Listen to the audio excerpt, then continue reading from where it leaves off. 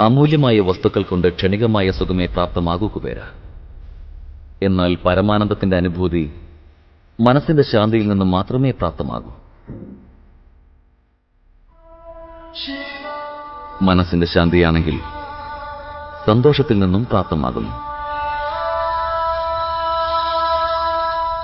ഈ അമൂല്യമായ വസ്തുക്കൾ നാം സ്വീകരിച്ചു കഴിഞ്ഞാൽ ക്ഷണികമായ സന്തോഷം തീർച്ചയായും ഉണ്ടാകുന്നതാണ്.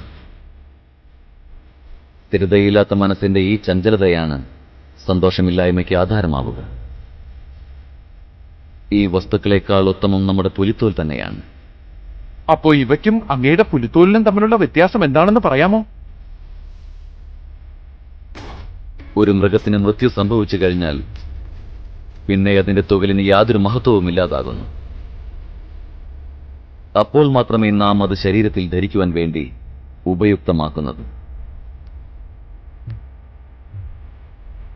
എന്നാൽ നിങ്ങളുടെ വസ്ത്രനിർമ്മാണത്തിൽ ചെറുപ്രാണികൾക്കും മൃത്യു സംഭവിക്കുന്നു. അതിനുവേണ്ടി വൃക്ഷങ്ങളെയും നശിപ്പിക്കും. എന്നിട്ട് അവസാനം ഈ അമൂല്യ വസ്തുക്കൾ സ്വന്തമാക്കി ധരിക്കുന്നവർ സ്വയം ഉയർന്ന ശ്രേണിയിലുള്ളവരാണെന്നുള്ള കാഴ്ചപ്പാടിലൂടെ മറ്റുള്ള സഹജീവികളെ തരം താഴ്ത്തി കാണുന്നു. ഇത് ഉചിതമാണോ കുബേര?